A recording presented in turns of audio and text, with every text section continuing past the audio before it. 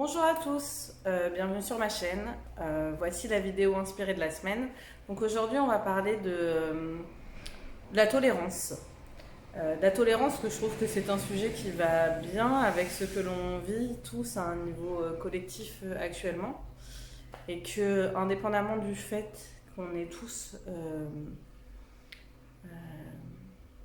des idées euh, différentes, une conscience de ce qui se joue actuellement complètement différente les uns des autres. Euh, Quand je dis tolérance, ça ne veut pas dire tout accepter parce que c'est bien d'accepter parce que on la j'arrive pas à parler, je suis désolée. Parce que la bien-pensée voudrait qu'on tolère tout. S'il y a quelque chose qui vous irrite au plus haut point, je vous invite à vous sentir irrité au plus haut point, c'est pas le sujet. En fait, sous la tolérance, putain, j'arrive pas à parler, je suis. Je vous avais dit dans la vidéo d'avant qu'il y aurait des sous-titres, mais c'est de pire en pire, les gars. À un moment donné, je vais juste parler comme ça, et vous aurez des barres qui vont défiler pour vous. Pardon. Euh, Donc oui, c'est pas la tolérance pour dire oui, tu sais, il faut respecter tous les points de vue, aussi horrible soit-il. Si t'as un mec en face de toi qui te dit moi le viol c'est ma passion et que t'as envie de lui mettre un point dans la gueule, je t'invite à vivre ton émotion. Donc pas forcément à passer à l'acte, hein, mais à te sentir libre d'avoir envie de cracher sur son idée si c'est ce que tu ressens. Mais par contre, ce que j'ai envie de vous inviter à faire, c'est à l'amour en fait qu'il y a derrière. C'est que on est tous des êtres humains, on est tous dans la même situation, on n'a pas tous la même lecture, mais on n'a pas tous le même niveau de conscience ni les mêmes croyances. On ne voit pas tous les choses avec les mêmes interprétations. Qui a raison, qui a tort, est-ce que c'est vraiment le sujet et ce que j'ai envie de vous dire, c'est que l'amour fait la force et que l'amour triomphe toujours et qu'au-delà des points de vue, des peurs, des mécanismes de protection, des interprétations différentes de chacun, euh, on reste des êtres humains, des frères, des frères humains, on fait partie de l'humanité et ce qui est important aussi, c'est que quand l'amour passe partout, c'est-à-dire qu'on arrête de nourrir de la haine envers, envers les autres, envers quelqu'un. Euh, je vais reprendre l'exemple de tout à l'heure quand je vous donnais l'exemple du mec qui dit moi j'adore le viol. Euh, je dis pas qu'il faut l'aimer et le prendre dans ses bras. Je dis juste qu'il faut réussir à se sentir suffisamment libre de se respecter pour lui dire ce qu'on a envie de lui dire et de ressentir les choses comme on a envie de les ressentir, tout en quelque part en ayant du non-jugement pour sa personne, parce que pour qu'il soit capable de dire un truc comme ça, soit il y a des traumas non réglés dessous, soit il y a de la psychose, soit il y a de la démence. Enfin bref, il y a fort à parier qu'il y a lourd derrière tout ça. Et l'idée, c'est pas de le juger, mais juste d'avoir pas de une forme de compassion pour le chemin qu'il a dû avoir pour en être arrivé là dans sa vie. Voilà. Et ça, c'est différent parce que ça vibre pas la même chose. Ça vibre pas la haine, ça vibre pas le rejet. Ça vibre l'amour en fait. Et dans la période dans laquelle on est, les techniques qui sont utilisées, la division, c'est bien connu. C'est bien connu qu'on divise les gens pour éviter qu'ils soient puissants. Je pense qu'il y a un moment où il faut arrêter en fait de rentrer là-dedans et il faut accepter les gens avec leurs différences. C'est pas plus différent qu'une couleur de peau, une religion, une façon de penser. C'est pareil là, tout ce qui se passe c'est la même chose. Donc oui, il y a des impacts qui sont différents, mais bon, chacun fait des choix les plus éclairés au possible dans l'état de conscience dans lequel il est et avec les croyances qu'il véhicule. Et c'est pas en lui rentrant dedans, en le jugeant, en le condamnant ou en le bombardant de trucs sur internet ou je ne sais quoi, que ça va le faire changer d'avis. Hum, voilà, ça c'est ce que j'avais envie de vous dire. Euh, ouais, ça c'est ce que j'avais envie de vous dire. Euh, J'avais envie de vous dire qu'en ce moment, plus que jamais, on a tous besoin d'amour et de soutien. Parce qu'on est tous ébranlés dans nos sécurités les plus profondes, que ce soit dans nos sphères professionnelles, affectives, énergétiques, etc. Parce qu'il se passe plusieurs choses actuellement. Il y a la crise actuelle dite sanitaire, et du coup qui impacte nos vies économiques, professionnelles, mais aussi du quotidien. Mais il y a aussi l'énergie du moment qui nous tanne depuis quelques années, mais de plus en plus pressant et de plus en plus fort, à être en alignement et en équilibre avec ses valeurs et qui fait que beaucoup de gens dans leur vie ont des changements radicaux actuellement, des changements brutaux, que ce soit dans leur vie sentimentale, professionnelle, familiale, affective, amoureuse, enfin bon bref.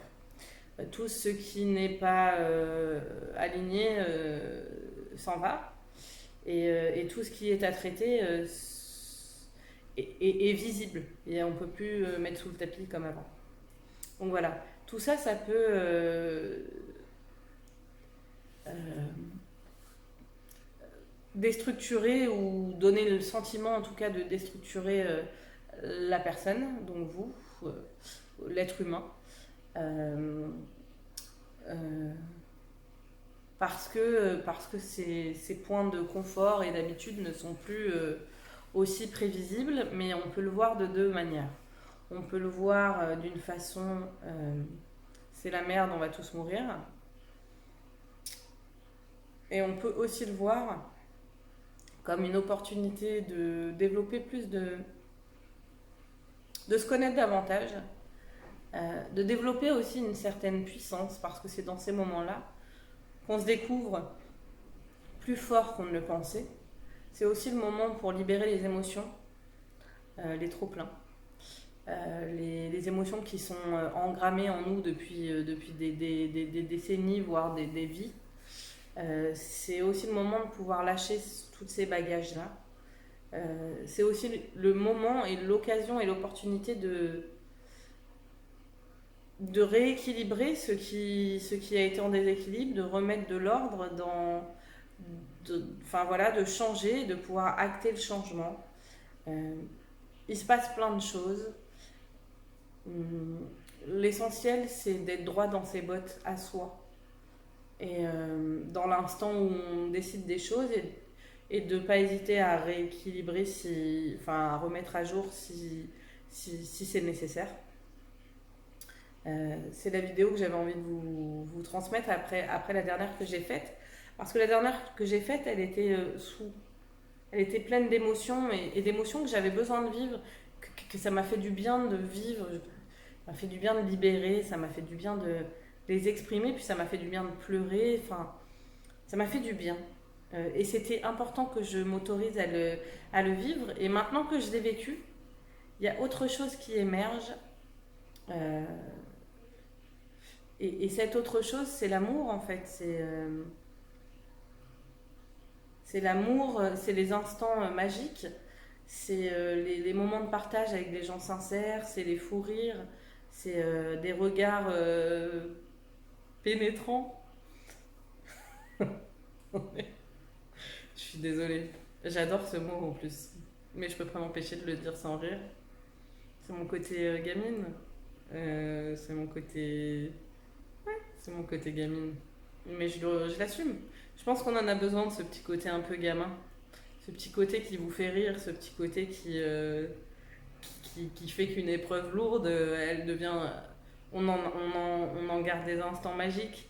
Moi, ça a toujours été mon mécanisme de protection, c'était l'autodérision, et enfin, ça l'est toujours d'ailleurs, mais l'autodérision et l'humour. En fait, je pervertis à l'extrême une situation qui m'angoisse en faisant des vannes violentes dessus, mais drôles du coup. Enfin, et ça m'aide à dédramatiser et à prendre de la distance émotionnelle par rapport à ce que je ressens. Donc souvent, les sketchs qui me font rire sont des sketchs qui vont traiter de sujets qui sont pas forcément drôles, qui sont même plutôt source de souffrance. Mais la façon dont ils sont traités me font beaucoup rire. Et parce que c'est exactement ce que je fais moi-même. Et d'ailleurs, je trouve que c'est une force l'autodérision parce que à partir du moment où on a de l'autodérision, ça veut dire qu'on a un certain recul sur soi. On est capable de se remettre en question et de savoir qui on est plus ou moins dans nos bons comme dans nos moins bons côtés. Le fait de être capable d'en rire, donc de ne pas se juger et d'en avoir un certain d'être capable d'en rire, ça vous donne, ça donne beaucoup moins de prise à l'autre quand si quelqu'un le fait. Et, euh, et, et ce que je voulais vous dire, c'est que on est tous plus ou moins manipulés et manipulables de par nos blessures. On est manipulé soi-même par son ego, on est manipulé par nos blessures, on est manipulé par l'interprétation qu'on fait des choses, la façon dont on perçoit le monde. Elle est subjective, elle est manipulée par nos émotions, par notre histoire, enfin, par tout ça, etc. Et d'ailleurs, quand on a des gens qui sont en face de nous manipulateurs de façon consciente ou inconsciente, euh, c'est toujours le même mécanisme qui se passe, c'est que on va observer, on va regarder ce qui fait prise chez l'autre, donc on va identifier ses peurs, ses failles, ses angoisses, ses manques, et c'est comme ça que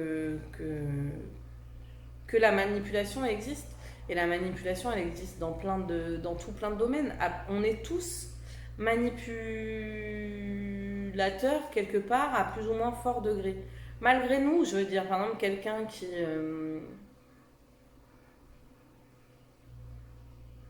pas moi, quelqu'un qui est dépendant affectif, par exemple, et puis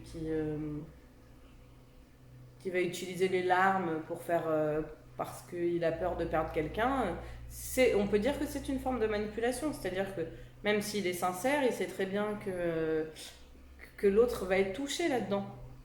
Donc il va préférer son propre bien-être à celui de l'autre. Alors ce n'est pas une manipulation consciente, mais si, lui, c'est comme ça qu'il le vit et il sait quelque part que dans l'état de conscience dans lequel il est, il préfère... il n'en est pas à se dire est-ce que finalement c'est juste ce que je suis en train de faire pour l'autre. Puisqu'il est, quand on est dans des blessures ou dans de l'ego, on est profondément narcissique, très tourné vers soi. Et, euh, et voilà, les techniques de manipulation, qu'elles soient ce petit exemple que je vous ai donné pour vous montrer qu'on en a tous et qu'il n'y a pas de jugement à en avoir. Mais par contre, quand on l'utilise de façon consciente ou même si c'est pas conscient, mais qu'en fait ça nous fait perdre notre équilibre à nous, c'est notre devoir là que d'être capable d'une part de l'identifier et de part de dire stop et de dire non. D'ailleurs, en parlant de savoir dire non, il n'y a pas de manipulation quand on se sent libre, libre d'être soi. Le non, c'est souvent quelque chose qui vient... Je vais reprendre ma phrase autrement. On nous a appris dans cette société qu'il y avait de la bienséance, de la bien-pensance, que dire chin quand on prend l'apéro c'est bien, que d'attendre que l'autre ait bu son verre avant de commencer c'est bien, je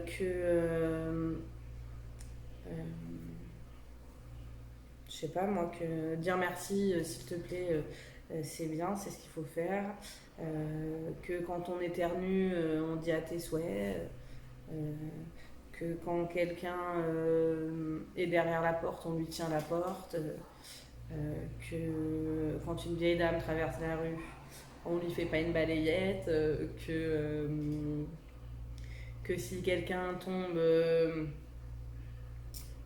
et ben on l'aide à se relever, on s'empêche de rire, enfin voilà.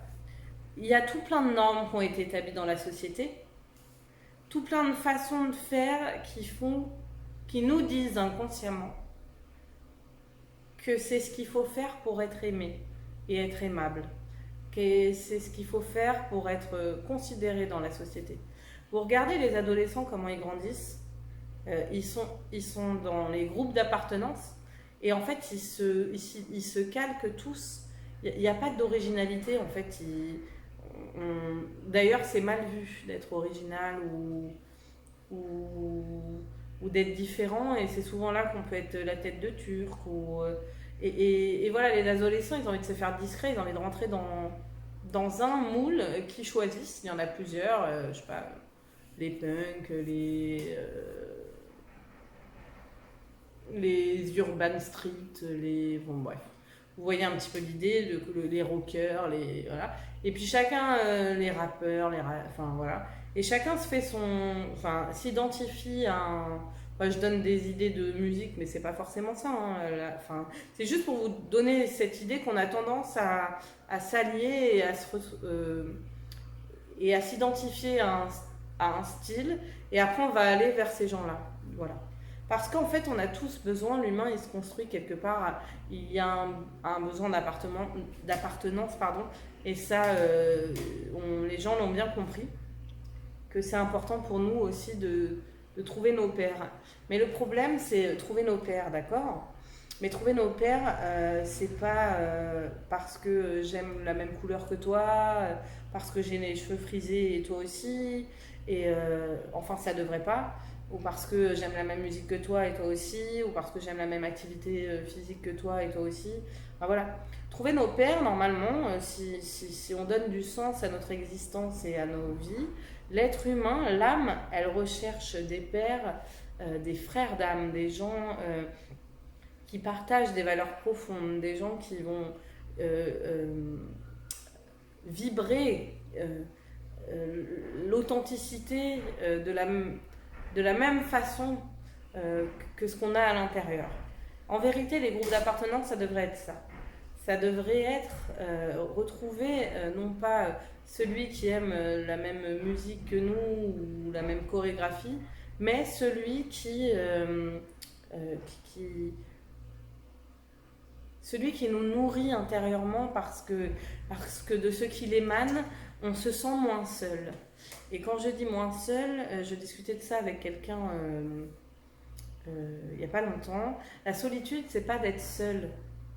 La solitude, c'est d'être entouré, mais de ne jamais être atteint à l'intérieur, nourri intérieurement, touché par l'autre. La solitude, elle est là. Les relations deviennent tellement superficielles, tellement frivoles, tellement pas authentiques, que quelque part, on s'est tous perdus à essayer de jouer un rôle sociétal où on essaye d'être digne d'être aimé, digne d'être vu, digne d'être intéressant, plus que d'être soi-même. Et c'est complètement inconscient.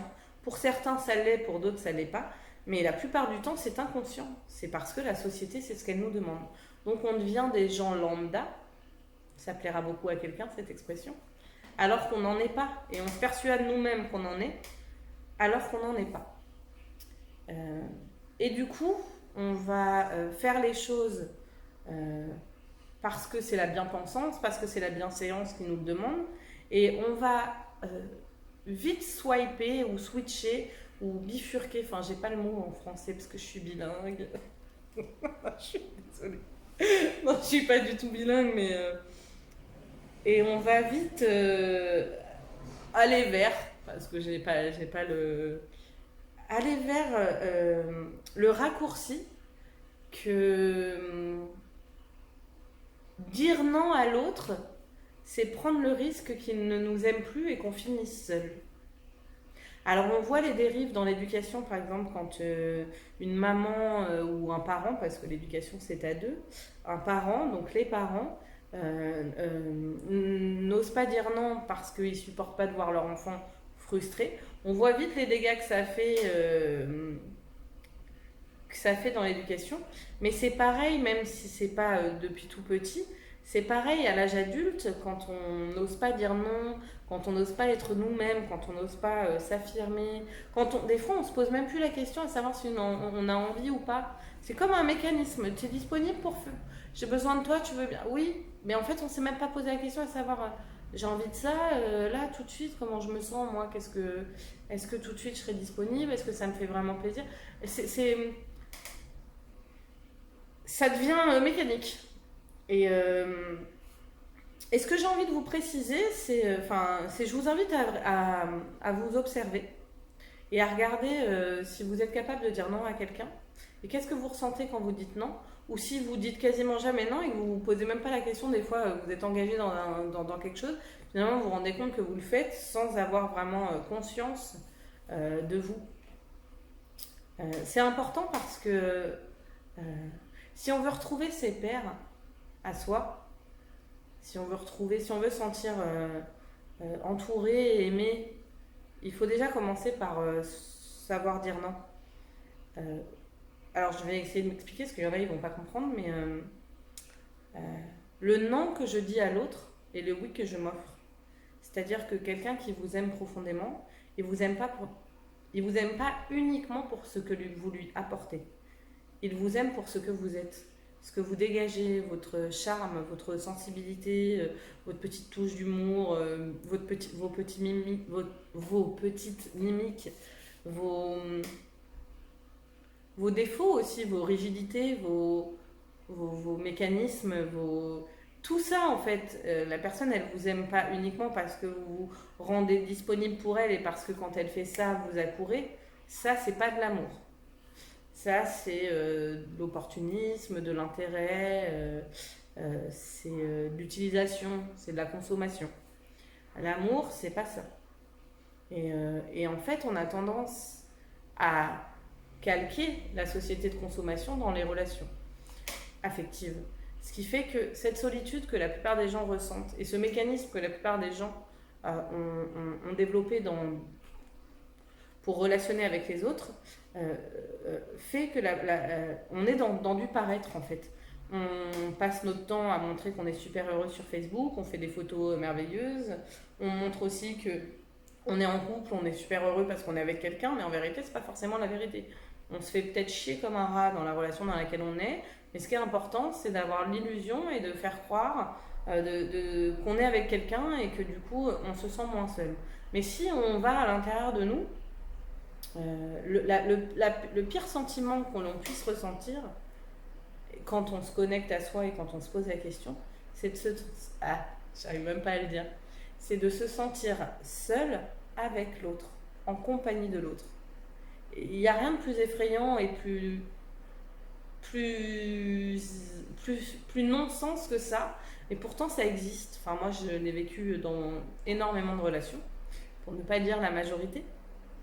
Mais ouais, la pire solitude qui puisse exister, c'est pas d'être seul avec soi-même, en tout cas pour moi, parce que quand moi je suis seule avec moi-même, je me sens bien parce que je m'accueille.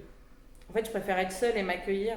Si j'ai envie de pleurer, je pleure. Qu'il n'y ait pas quelqu'un qui me dise qu'est-ce qu'il y a, Émilie, la vie est belle, tu te rends pas compte de la chance que t'as habites à La Réunion, t'as tel âge, tu devrais être heureuse. Enfin, bref, lol. Il fait beau. Donc, si moi je me sens pas bien ce jour-là et que j'ai envie de m'accueillir, de prendre soin de moi, de laisser l'émotion sortir, de me prendre un bain, de me lire un livre, de dormir si j'ai envie, de whatever. Et aujourd'hui, je suis bilingue, les gars. Je ne sais pas ce qui m'arrive. Bon, bref. Et ben, je me l'autorise et je me l'octroie. Et du coup, je me sens pas seule parce que déjà, on est plein à l'intérieur de moi-même. Et non, je me sens pas seule parce que je me prends en compte. Et pour moi, la solitude, c'est pas le fait d'être seul physiquement. La solitude, c'est le fait de ne pas être pris en considération, de pas se sentir entendu, compris, euh, euh, vu, euh, euh, ouais, compris, ne pas se sentir considéré par l'autre. C'est ça qui nous fait nous sentir seuls. C'est ça qui fait qu'on joue des rôles sociaux dans la vie, euh, qu'on prétend aller bien, alors que non. Des exemples tout cons. Salut, ça va? Ouais, ça va, et toi? Mais est-ce que ça va vraiment en fait? Quelqu'un a déjà répondu salut. Ah non, ça va pas du tout. Très peu de gens le font parce que en fait, ce salut ça va, on cherche pas vraiment à savoir si tu vas bien. Et puis si tu te mets à essayer de dire bah non, aujourd'hui ça va pas, bah, tu vas voir. Et à ceux qui n'ont pas du tout envie de le savoir et qui du coup vont te dire ah bah écoute, je suis désolée, j'espère que ça ira mieux, allez, je te laisse, j'ai rendez-vous.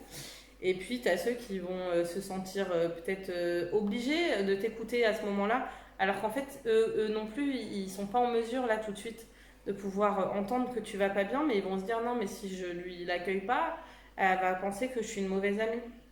Alors qu'en fait, la liberté et l'authenticité, et ce qu'on recherche, ce serait d'être capable de pouvoir dire je suis pas super en forme aujourd'hui.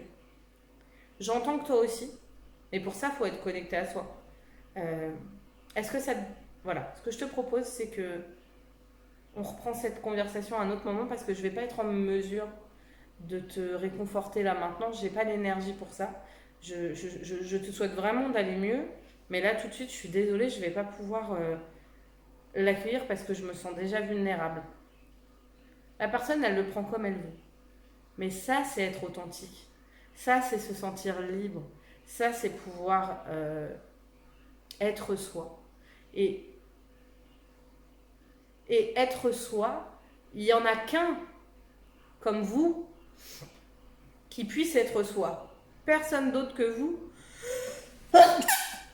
Pardon, j'ai fait de la trompette. En fait, je sais pas éternuer normalement. Donc, je fais toujours un petit bruit. Oh, ouais.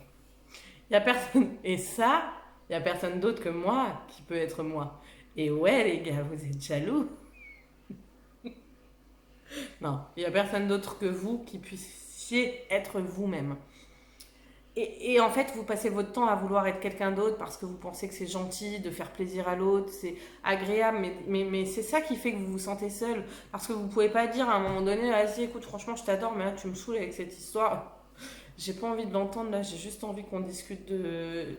Est-ce qu'on peut prendre 5 minutes pour faire ça? Ça me ferait plaisir. Mais en fait, la personne, elle n'est pas dans votre tête, elle n'est pas coupable de dire ce qu'elle a envie de dire. Et vous, vous n'êtes pas coupable non plus de ne pas avoir envie, mais arrêtez de vouloir jouer un rôle. Arrêtez de vouloir de vous créer des croyances parce qu'on vous a conditionné pour vous éloigner de vous-même. Mais à un moment donné, c'est à vous de reprendre ça et de dire je sais pas, un tel, aujourd'hui, ce que j'ai envie, moi, ce serait. J'aurais besoin de te livrer telle chose, est-ce que tu serais d'accord pour. Parce que l'autre, il n'est pas à vos ordres non plus. Il peut ne pas être en mesure ou, mais ce que j'essaie de vous dire, c'est que savoir dire non, c'est savoir se dire oui. Savoir dire non, c'est être libre en fait d'être soi-même. C'est être libre de. Ça induit derrière que vous vous questionnez, que vous avez conscience de vous. Vous avez conscience de votre corps émotionnel, de votre corps spirituel, de votre corps euh, physique aussi, et votre corps intellectuel. Ça veut dire que vous êtes conscient de vous. Vous n'êtes pas à côté, parce qu'il y a plein de fois où on est à côté, où on ne se pose pas la question. On fait du sport, et puis d'un coup, aïe! Ah merde, c'est vrai que j'avais mal au corps, j'avais oublié. Ouais, ça fait 6 mois que je te le dis, le corps. Ça fait 6 mois, frère, que je te fais des appels d'air et tu m'écoutes pas. Ah oui, c'est vrai. Voilà. En fait, ça suppose d'être conscient de soi et du coup de mettre à jour avec l'autre sans avoir peur que l'autre nous rejette. Si on a peur que l'autre nous rejette, ça veut dire que quelque part, nous, on est prêt à se rejeter soi-même par peur de perdre l'autre. Mais si on part de ce posteriori-là, rien de... Ah, mais voilà, je vous laisse là-dessus. Salut! Non, mais rien de ce que vous pouvez construire ne sera vrai, ne sera authentique. Puisque vous allez vous adapter en pensant que l'autre c'est ce qu'il a besoin, parce que vous pensez du coup qu'en l'état, vous ne pouvez pas vous permettre d'être vous-même. Donc il y a du jugement déjà de vous là-dessus. Et c'est important en fait de pouvoir être soi. Et puis, enfin, faites confiance à l'autre. Si vous vous comportez d'une façon qui est juste intolérable pour lui, il vous dira, écoute, moi, j'ai pas envie d'altérer ta liberté individuelle, mais par contre, moi, ça, c'est pas possible pour moi. Donc, ou tu arrives à me prendre en considération, ou tu vas faire ça avec quelqu'un d'autre.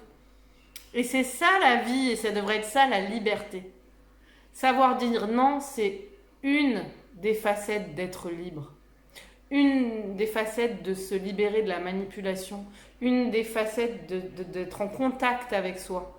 Un des points où on se dit, putain, si je suis capable de dire non à quelqu'un, alors c'est pas dire non pour dire non, hein.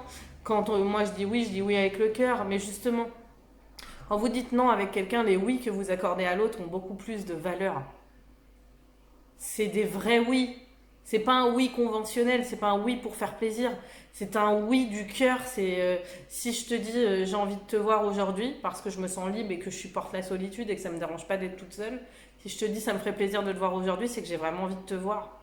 Toi, toi, j'ai envie d'être avec toi, j'ai envie de rire avec toi, j'ai envie de passer du temps avec toi parce que tu me fais quelque chose à moi qui me plaît, que j'aime partager avec toi parce que ce moment que je vais partager avec toi, ce temps que je vais te donner, cette envie que j'ai d'être avec toi, elle est tournée vers toi. Elle n'est pas tournée vers être avec quelqu'un, elle est tournée vers toi. Par exemple, ce soir, je vais boire un verre avec quelqu'un parce que j'ai envie de la voir, elle. J'ai envie de passer du temps avec cette personne-là. Ça me fait plaisir. Par exemple, hier, j'étais invitée à une soirée.